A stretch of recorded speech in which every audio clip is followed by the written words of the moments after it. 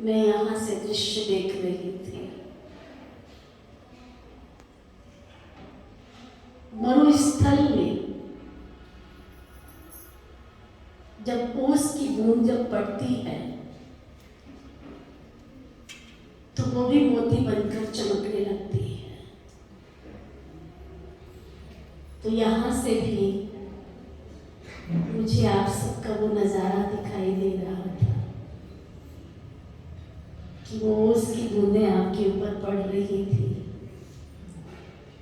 और आपका मन ज्ञान के मोतियों के प्रकाश से जगमगा रहा था। ऐसा ही था ना? क्योंकि खुशी दिखाने के लिए, जताने के लिए साइंस ने अभी तक कोई साधन नहीं बनाया है। आपके अंतर मन की खुशी के लिए कोई ऐसा प्रोडक्ट तैयार नहीं किया है। जब आपका अंतर मन मयूर नाचता है तो चेहरा ऑटोमेटिक ब्यूटिशियन से भी ज्यादा, ब्यूटी पार्लर से भी ज्यादा चमक उठता है। तो राजयोग एक ऐसी औषधि है, जैसे हमारी सपना बहन ने कहा कि 2 टैबलेट्स आप साथ रखेंगे, पीस और पेशेंस।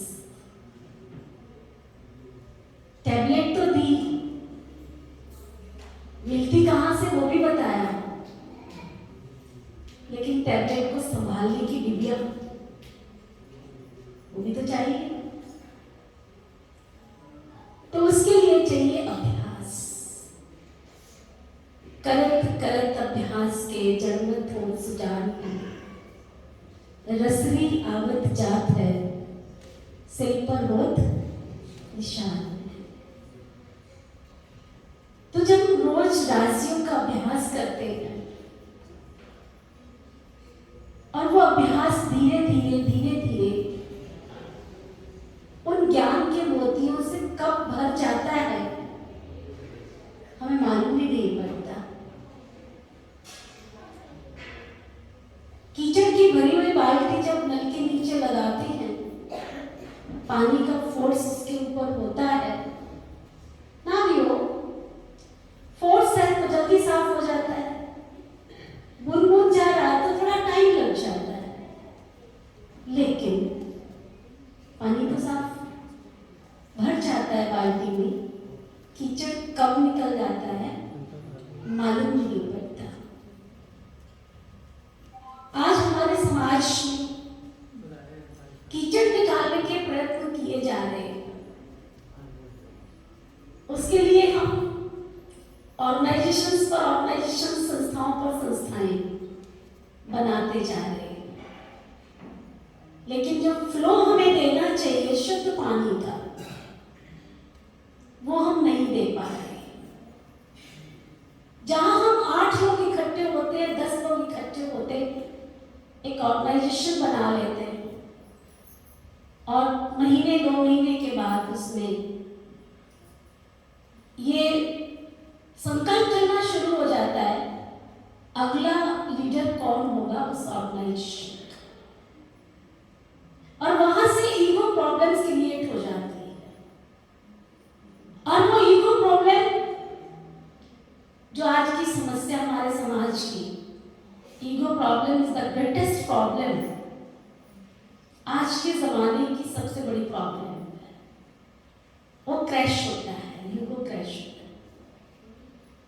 और जहां हम खुशी के लिए चले थे, वो खुशी फिर से वहीं पर आकर ठहर जाती है और उसमें से एक नई संस्था फिर से निकल आती है। तो हमारी सपना बहन ने जो आधार बताया, मेडिटेशन। मेडिटेशन का सही अर्थ है मनन चिंतन, पॉजिटिविटी, और वो इस विश्वविद्यालय में दी जा रही है।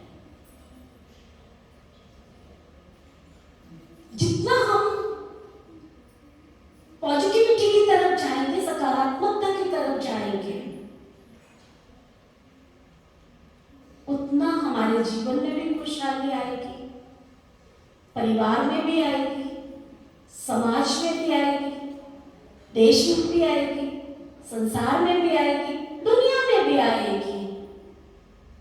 परंतु पहली इकाई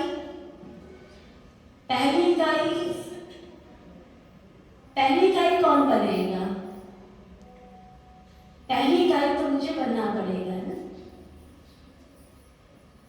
हम भवन देखकर तो जरूर कहते हैं, किसी कोठी किसी बंगले को देख करके जरूर कहते हैं कि वो बहुत सुंदर बना है, लेकिन अगर पहली ईंट दूसरी ईंट से मिलने के लिए मना कर देती तो क्या ख्याल है आप सभी का? तो दुनिया के बड़े से बड़ी सुंदर आलीशान इमारतों का सुख नहीं ले पाते। उसकी जो अहम भूमिका है वो है पहली ईंट ने दूसरी ईंट को क्या दिया? आसरा दिया, सहारा दिया, उसको अपनाया कि मैं यहां बैठी हूं, तू भी आके बैठ। दूसरी ने तीसरी को बुलाया, तीसरी ने चौथी को बुलाया, चौथी ने पांचवी को बुलाया, और बुलाते बुलाते सब यहाँ बैठे हैं। सबको अनुभव है कि घर जो है उसकी दीवारें सबसे जल्दी खड़ी होती है ना? तो राजयोग भी कहीं ना कहीं हमें यही सिखाता है। आओ हम मिल करके, खुशी के तिनके बिखरे हैं चारों तरफ, खुशी के तिनके बिखरे हैं चारों तरफ। कहते हैं छोटे छोटे पंछी बनाते हैं एक आशियाना। कब कहां से चिड़िया कौन सा, आपने देखा होगा, आज तो यूट्यूब में सब कुछ दिखा दिया है। जिसका घोंसला देखना है चिड़िया का देखो, कोई बड़ी चिड़िया का, कुछ कितना छोटे छोटे तिनकों से पंछी बनाते हैं आशियाना। खुशी के तिनके बिखरे हैं चारों तरफ, आओ मिलकर हम सभी बना दें इस जमी को आशियाना। ऐसा सुंदर खुशनुमा हमारा समाज बन जाए, हमारा घर, हमारा परिवार, हमारा संसार, ये दुनिया फिर से सुंदर बन जाए, खुशनुमा बन जाए, स्वर्ग बन जाए। आप सभी यहाँ आए हैं, आपको यहाँ पे स्वर्ग की फीलिंग आ रही है? आ रही है? आ रही है? हाथ नहीं उठवाते। आ रही है? क्यों आ रही है? क्योंकि आपसे कोई अपेक्षा नहीं रखी है हमने, कोई अपेक्षा नहीं। आप हमें धन दे के जाओ, नहीं चाहिए। आप हमें गिफ्ट लेके आओ, नहीं चाहिए। आप हमारे लिए कोई भंडार ग्रह इकट्ठा करो, नहीं चाहिए। आपको सिर्फ हमारे जो भी सहयोगी साथी हैं उन्होंने निमंत्रण दिया, आप आओ, कुछ पल हमारे साथ बैठो, और आपने समाज के लिए कुछ किया है तो आपको हम सम्मान देंगे। ज्यादा लंबा नहीं करूंगी। कहते एक बुढ़िया थी, एक ज्योतिषी थे, ज्योतिषी रास्ते से जा रहे थे, तारों को पढ़ रहे थे बहुत अच्छी तरह से। बुरा मत मानना अगर इसमें कोई ज्योतिषी बैठे हो तो। नक्षत्रों को अच्छी तरह पढ़ लेते थे, जन्मपत्रियां बहुत अच्छी बना लेते थे, बहुत कुछ कर लेते थे। एक दिन क्या हुआ, वो रास्ते में जा रहे थे, सुहावना समय था, वायुमंडल बड़ा खुशनुमा था, नक्षत्रों को पढ़ रहे थे। जाते जाते क्या हुआ, रास्ते में खड्डा आया, दिखा नहीं उनको, गिर गए उसमें। खुदा ना खास्ता उनका समय अच्छा था, एक बुढ़िया माता उधर से जा रही थी, उसने शोर सुना सुना, मुझे निकालो, मुझे निकालो, मुझे निकालो। उसने खड्डे में झांक कर देखा, ये। उस बुढ़िया ने कहा, बच्चे तो मेरा हाथ पकड़ो, तुम अपना हाथ मुझे दो, अपना हाथ दो मुझे। उसको समझ नहीं आ रहा था देना क्या होता है। सारी उम्र तो उसने लिया ही था ना, नक्षत्र पढ़ के, जन्मपत्री बना करके लोगों से क्या किया था, धन ही इकट्ठा किया था।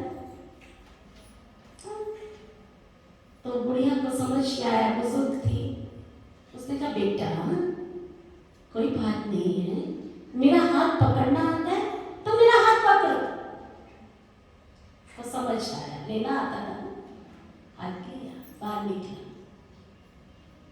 खड़ा हुआ, ठंडी सांस ली, बोला माँ आज से तू मेरी माँ है और मैं तेरा कृतज्ञ हो गया, इसलिए मैं तेरा बेटा बनना चाहता हूं। तुमने मेरे को मां के समान एक जीवन दिया, इस सुनसान से रास्ते पर, इस खड्डे में से कौन निकालता मुझे। लेकिन एक बात याद रखना मां, मैं है ना बहुत बड़ा ज्योतिषी, बहुत नक्षत्र पढ़ लेता हूं मैं, आसमान के तारों को भी पढ़ लेता हूं मैं, कब क्या होने वाला है, कब क्या होने वाला है, ये भी पढ़ लेता हूं। तुम्हें कभी जरूरत हो ना तो तुम क्या करना, क्या करना। वैसे तो मेरी फीस बहुत ज्यादा है, परंतु तुमसे कुछ नहीं लूंगा, क्योंकि मैं तुम्हारा ऋणी हूं। पहले जो बुजुर्ग माताएं थी ना, अभी भी हमारी बुजुर्ग माताओं का दिल बहुत बड़ा होता है, और मुझे बुजुर्गों से वैसे भी बहुत प्यार है। मैंने लौकिक में भी अपने बुजुर्गों से बहुत प्यार किया और अभी भी मैं करती हूँ। तो वो बुजुर्ग माता मेरे प्यार करने वाली जैसी थी। उस माता ने बहुत प्यार से उसको चूमा और कहा बेटा मैं मानती हूँ कि तू बहुत बड़ा ज्योतिषी है, लेकिन मुझे एक बात बता, दुनिया के नक्षत्र तो पढ़ना जानता है, तुझे नहीं पता लगा कि आज खड्डे में गिरने वाला है ना।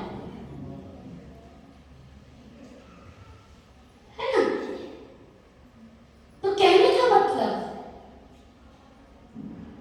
कि हम दुनिया को जानने की कोशिश तो बहुत कर रहे हैं, परंतु अपने आप को जानने के लिए, मानने के लिए, और सबसे बड़ी बात, 3 बातें होती हैं, जानना, मानना और समझना।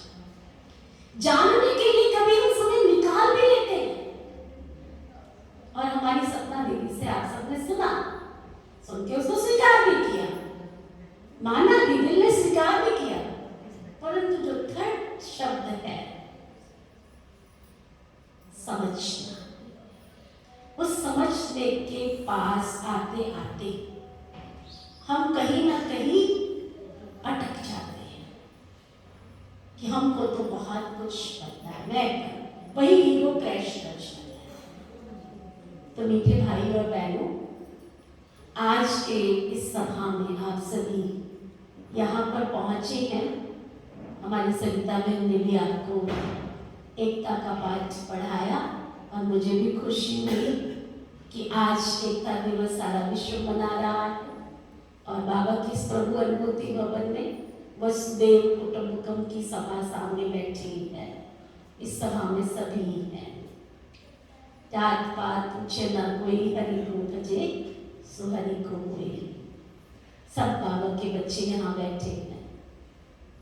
तो क्यों ना हम सब इस माला में पिरो जाएं और अपने ईगो को खत्म करके कुछ पल अपने आप को जानने के लिए, अपने आप को समझने के लिए अपने आप को मानने के लिए निकाल लें, तो इस श्री विश्वविद्यालय के अंदर सुबह और शाम मेडिटेशन शिविर कराया जाता है।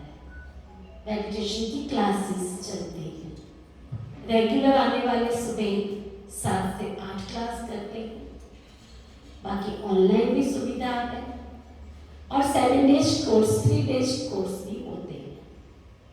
तो जो भी भाई बहन अगर करना चाहें कर सकते हैं। समय बहुत थोड़ा है, इसलिए आने वाली परिस्थितियों को,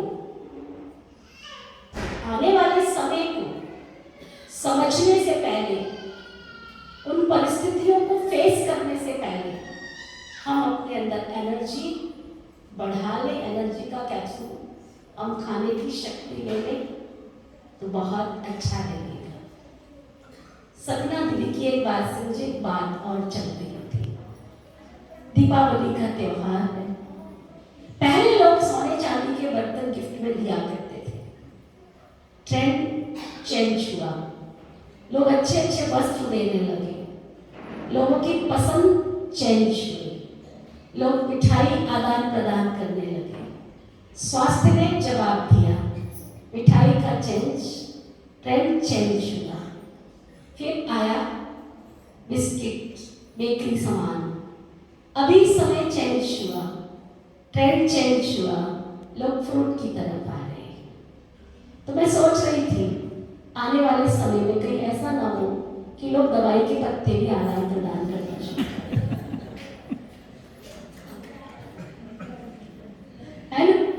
हर एक कहता है tension tension tension, depression depression depression, और जिसकी दवाई आज तक डॉक्टर्स के पास नहीं है।